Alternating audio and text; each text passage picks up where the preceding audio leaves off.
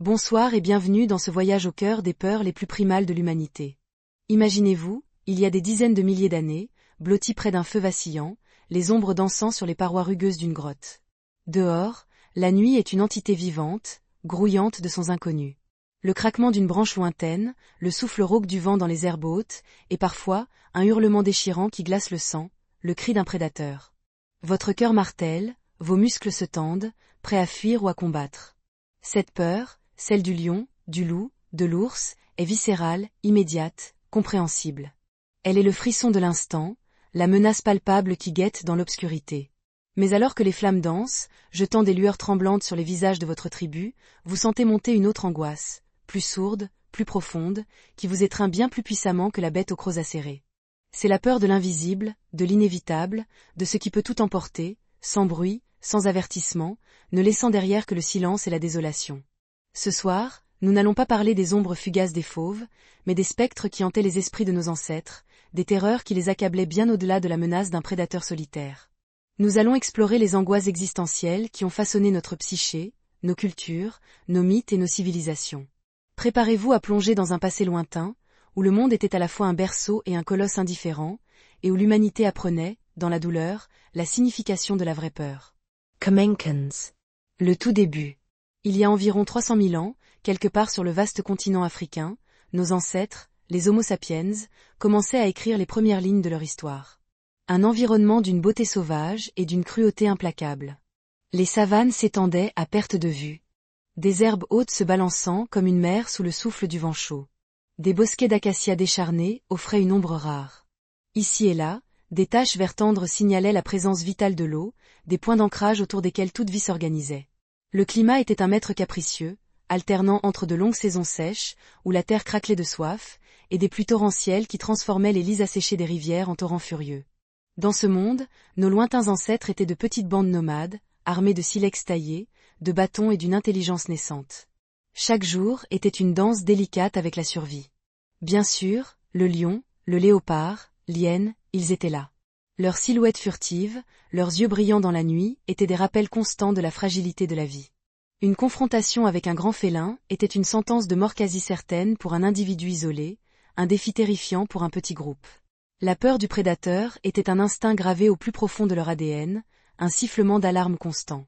Mais cette peur, bien que féroce, était souvent de courte durée, circonscrite à l'instant du danger. On fuyait, on se cachait, on se battait, et si l'on survivait, la menace s'estompait, laissant place à la vigilance. Pourtant, une angoisse bien plus insidieuse les rongeait, une peur qui ne se limitait pas à la confrontation directe avec une bête. C'était la peur de l'eau qui s'épuisait, du soleil qui brûlait les récoltes spontanées et asséchait les points d'eau essentiels. Imaginez les jours qui s'étirent, la gorge sèche, la poussière qui colle aux lèvres, le ventre des enfants qui gargouillent de faim. Le ciel clair, d'un bleu d'encre impitoyable, ne lâche pas une goutte. Les animaux migrent, les baies se ratatinent, les racines deviennent fibreuses. La vie s'éteint lentement, inexorablement. Cette peur-là, celle de la famine rampante, de la soif qui tord les entrailles, était un fardeau collectif, une épée de Damoclès suspendue au-dessus de chaque clan. Elle ne venait pas en rugissant, mais en s'insinuant, jour après jour, épuisant les corps et les esprits. Elle était une terreur systémique, capable d'anéantir non pas un seul individu, mais toute une lignée. Le prix humain de ces événements était colossal. La mort des plus faibles, la dispersion des groupes, la perte irréversible de savoirs ancestraux. Une femme, que nous pourrions appeler Elara, se souvient des anciens qui, avec des gestes rituels et des incantations, tentaient d'apaiser le ciel asséché. Son rôle était d'interpréter les signes, de guider sa tribu vers les rares sources encore actives, de lire les traces des bêtes qui, elles aussi, luttaient pour leur survie. Son esprit était un carnet de cartes, de mémoire des saisons passées, des années où la pluie était venue et de celles où elle avait failli manquer. Mais même sa sagesse, accumulée sur des décennies, ne pouvait forcer les nuages. C'était le destin, semblait-il, gravé dans le mouvement des astres et la colère des esprits. La lutte contre cette force implacable de la nature, c'était un combat contre une hydre aux 1000 têtes, une bataille que l'humanité ne pouvait gagner qu'en s'adaptant, en migrant, en espérant. Ces premiers humains étaient les enfants du vent et de la terre, leur vie intimement liée aux caprices du climat. Une inondation soudaine, déchaînant les eaux du fleuve, pouvait emporter leurs campements précaires, disperser leurs modestes possessions et noyer ceux qui n'avaient pas été assez rapides. Le grondement du tonnerre n'était pas seulement le prélude à la pluie salvatrice, c'était aussi la voix des dieux en colère, ou l'annonce de feux de brousse dévastateurs, dont la fureur incandescente consumait tout sur son passage, laissant derrière elle un paysage calciné, noir et stérile. Cette vulnérabilité face aux éléments est un thème fondamental. Ils n'avaient pas la capacité de modifier leur environnement à grande échelle, ni de stocker des ressources pour de longues périodes. Leur existence était une marche constante entre les extrêmes, toujours à la merci d'un orage inattendu ou d'une sécheresse prolongée. Au fil des millénaires, ces peurs ont cimenté les liens sociaux. La survie n'était possible qu'en groupe. L'exclusion, l'isolement, équivalaient à une mort certaine. La chaleur du foyer partagé, les histoires racontées à voix basse sous les étoiles, le sentiment d'appartenance à une communauté, c'était la seule bulle de sécurité dans un monde hostile.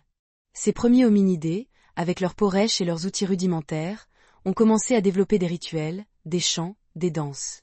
Non pas pour défier le lion, on le chassait ou on le fuyait, mais pour implorer le ciel de se montrer clément, pour demander à la terre de donner ses fruits, pour honorer les esprits des eaux et des montagnes. C'était leur manière d'affronter l'incompréhensible, d'essayer de négocier avec les forces invisibles qui dirigeaient leur destin. Le savoir ancestral, transmis de génération en génération, n'était pas seulement la technique de taille du silex ou la connaissance des pistes animales. C'était aussi les histoires des grandes famines, des hivers glacials, des épidémies dévastatrices.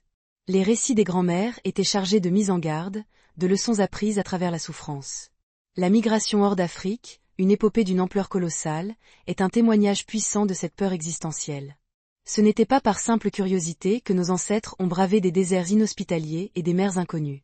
C'était souvent par nécessité, poussés par la pression démographique, mais surtout par les changements climatiques qui rendaient leurs terres d'origine insoutenables.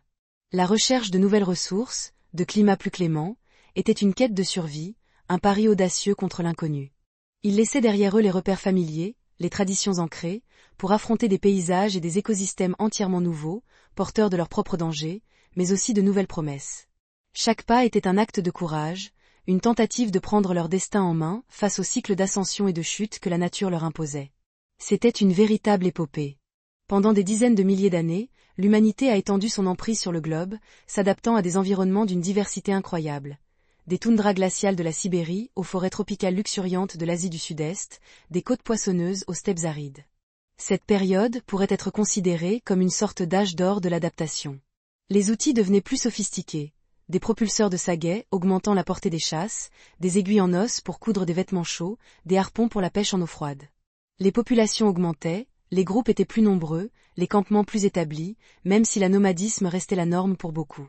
L'homme semblait enfin dompter une partie de cette nature si redoutable, développant une connaissance encyclopédique de son environnement, des plantes médicinales au mouvement des troupeaux. Mais avec l'expansion et une relative réussite, de nouvelles peurs, plus complexes, commencèrent à germer. Ce n'était plus seulement la survie face à la nature brute qui primait, mais la peur de astérisque perdre astérisque ce qui avait été acquis. La sédentarisation croissante, même temporaire, rendait les groupes plus vulnérables aux menaces localisées. Une chasse fructueuse pouvait être suivie par des semaines de disettes inexpliquées. Une maladie étrange pouvait balayer un campement entier, emportant les jeunes et les vieux avec une rapidité terrifiante, sans que personne ne comprenne la cause invisible. Le cri d'un tigre à dents de sabre était audible, mais la fièvre qui consumait les corps. Les éruptions cutanées, les vomissements, tout cela venait d'un mal insaisissable, incompréhensible et bien plus dévastateur. Il y avait la guérisseuse, une femme aux mains habiles et au regard perçant, dont le rôle était d'apaiser les souffrances et de conjurer les mauvais sorts. Elle connaissait les herbes qui calmaient la douleur, les cataplasmes qui réduisaient la fièvre. Mais il y avait des maux qu'aucune plante ne pouvait guérir, des maladies qui transformaient les visages familiers en masques de souffrance avant d'éteindre la flamme de la vie. Elle se souvenait d'une année où la toux sèche avait ravagé son clan, laissant des rangées de corps inertes enveloppés dans des pots. La peur n'était pas la rage du loup, mais le souffle froid et invisible de la maladie, un prédateur qui ne laissait ni trace de pas, ni griffure, seulement le silence pesant des absents. Son savoir, transmis par sa propre mère, était précieux, mais parfois il se heurtait à une réalité qui défiait toute explication. Elle se demandait si les esprits n'étaient pas en colère, si un tabou n'avait pas été brisé, cherchant désespérément un sens à cette souffrance inouïe. Son hybris, l'orgueil de sa connaissance, se heurtait à l'humilité forcée devant l'étendue de son impuissance. Plus les groupes humains étaient nombreux, plus ils se rencontraient, parfois pour échanger, souvent pour rivaliser. La peur de l'autre, de la tribu voisine, prenait de l'ampleur. Cette peur n'était pas celle d'une bête aveugle, mais celle d'être dotée de la même intelligence, capable de la même ruse, de la même cruauté. Des raids pour le territoire, pour les femmes, pour le gibier, la haine entre clans, devenaient des réalités sanglantes. Un campement endormi pouvait se réveiller sous les cris d'attaque, les lances à pointe de silex s'abattant sans merci. Les corps gisaient dans la boue ou la poussière, criblés de flèches, leurs visages figés dans la terreur. Cette violence interhumaine était une source de terreur profonde, car elle venait d'une source qui leur ressemblait.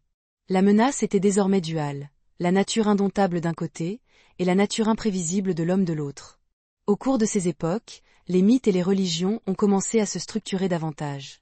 Les esprits des ancêtres, les divinités des éléments, les totems des animaux, tout cela formait un riche tapis d'explications pour un monde où le hasard semblait régner en maître. Pourquoi la rivière débordait elle certaines années et pas d'autres? Pourquoi les bêtes disparaissaient elles soudainement? Pourquoi cette maladie frappait elle certains et épargnait elle d'autres? La réalité était trop complexe pour être appréhendée par la seule observation. Le mythe offrait un cadre, une tentative de donner un sens au chaos, d'apaiser les peurs en les nommant et en leur attribuant des intentions. Les chamans et les conteurs étaient les gardiens de ces récits, les interprètes entre le monde visible et invisible. Leur voix, grave et rythmée, tissait des histoires de dieux colériques, de héros intrépides, de monstres terrifiants, tous des reflets des grandes peurs et des grands espoirs de l'humanité.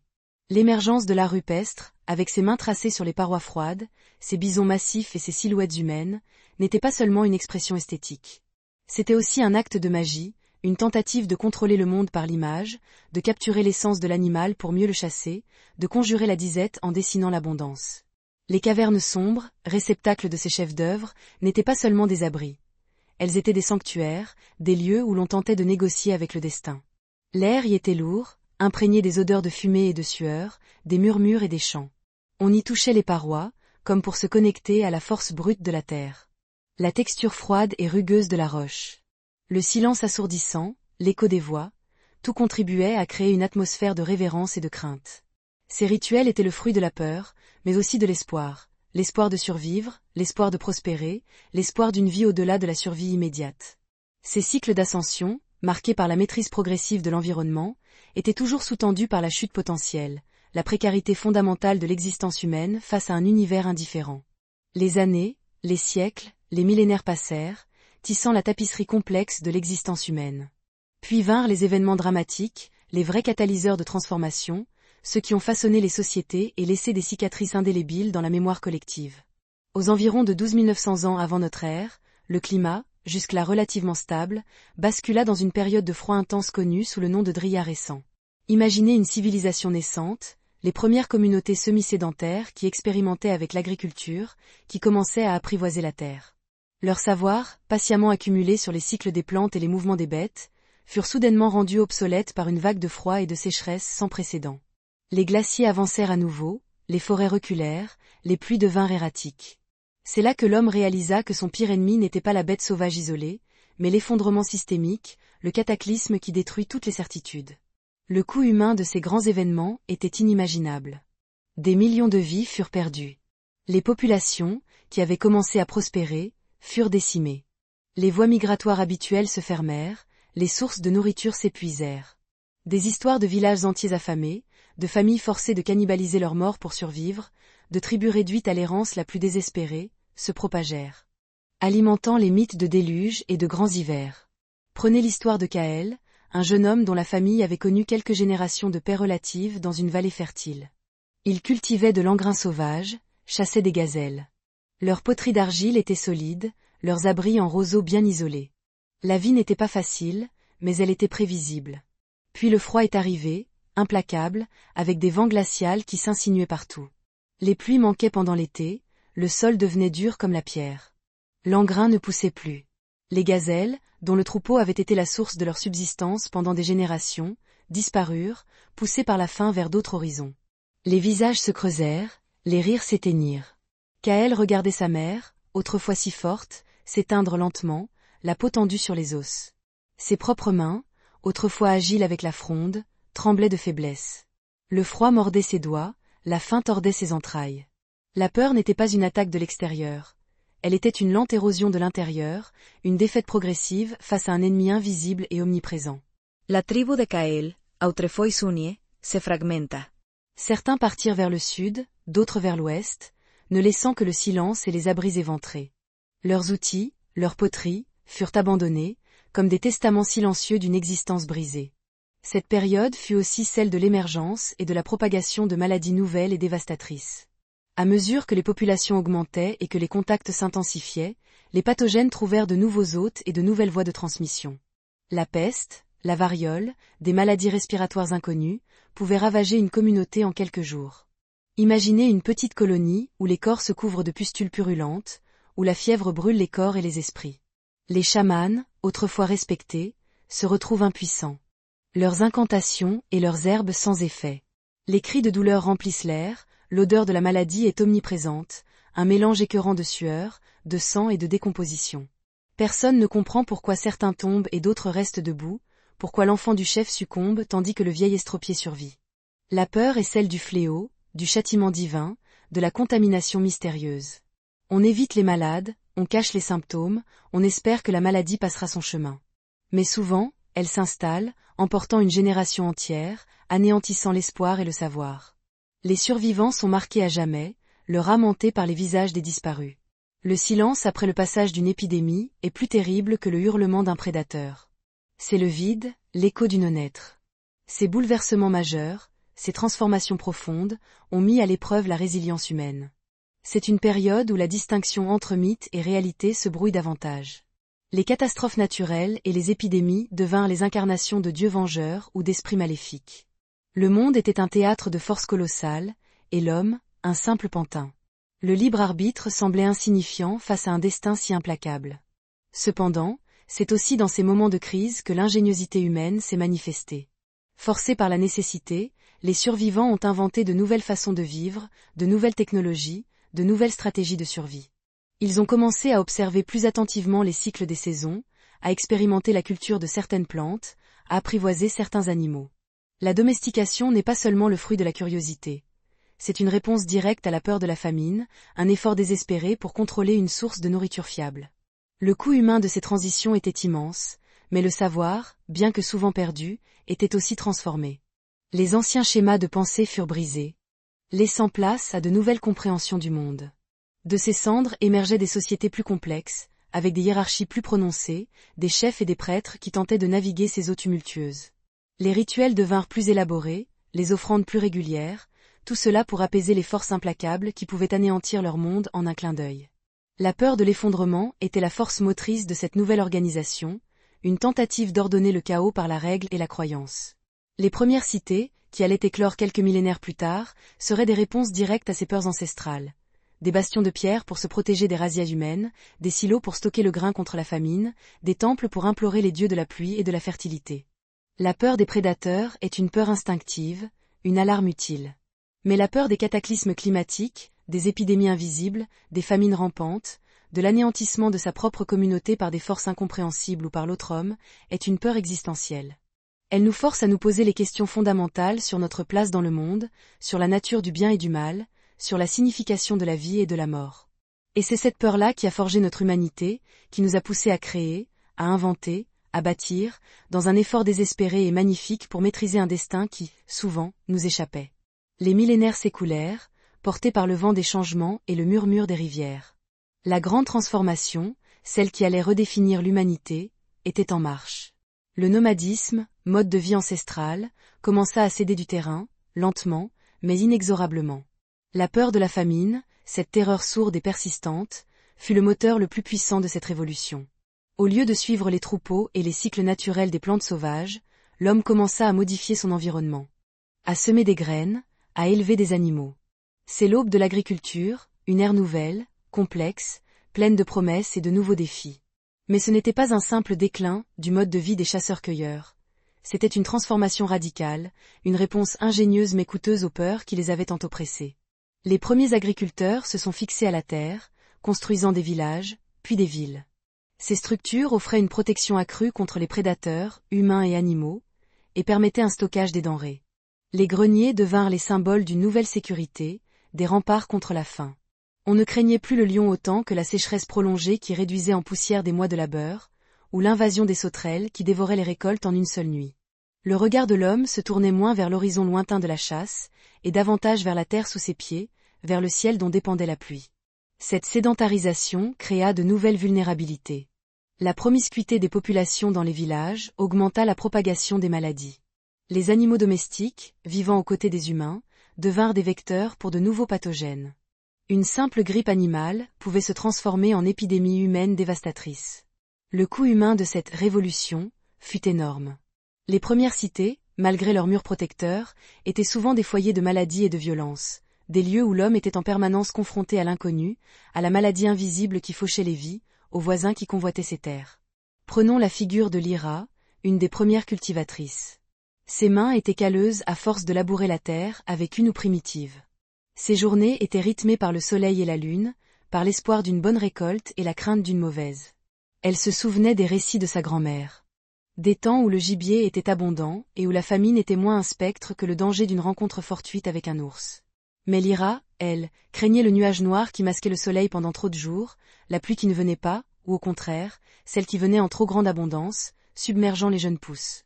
Elle craignait les maladies qui emportaient ses enfants avant qu'ils ne puissent atteindre l'âge de travailler.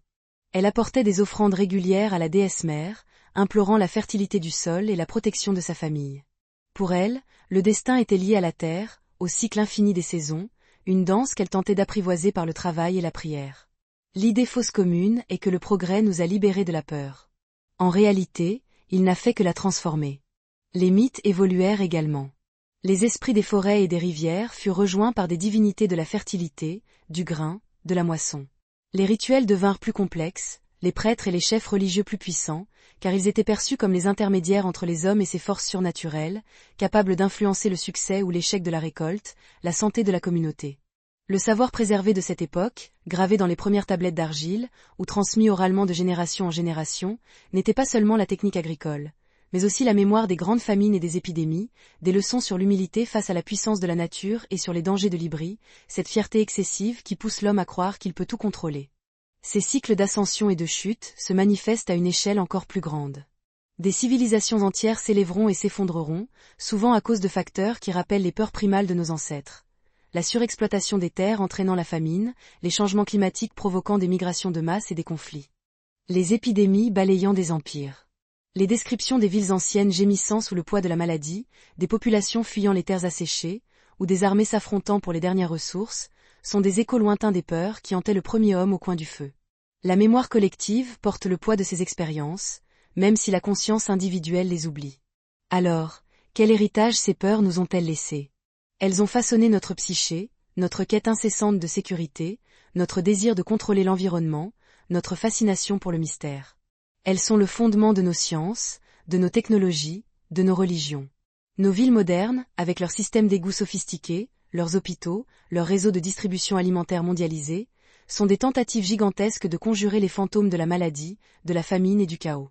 Nos satellites qui scrutent le ciel pour prédire la météo, nos laboratoires qui traquent les virus, nos silos à grains remplis à ras-bord, tout cela est une réponse, souvent inconsciente, aux terreurs qui ont menacé nos ancêtres bien avant la bête au croc. Ces peurs primales n'ont pas disparu. Elles ont simplement changé de forme, se sont adaptées à notre époque, mais leur essence demeure. Nous ne craignons plus le loup-tapis dans l'ombre autant que la menace d'une pandémie mondiale, la dévastation du changement climatique, la fragilité de nos chaînes d'approvisionnement, ou l'ombre d'une guerre nucléaire. Le prédateur est devenu systémique, global, et parfois invisible, mais la peur est la même. La peur de l'anéantissement de tout ce que nous avons construit, de la perte de ce qui nous est cher. Nous continuons de lutter contre des forces qui nous dépassent, de chercher un sens dans le chaos, de créer des mythes et des récits pour expliquer l'inexplicable. L'homme moderne, malgré toute sa technologie, reste l'héritier de cet être primordial. Blotti près d'un feu, dont le cœur martelait non pas pour le hurlement d'un loup, mais pour le silence assourdissant d'un monde qui pourrait tout lui reprendre. Et maintenant, l'histoire se termine. Bonne nuit.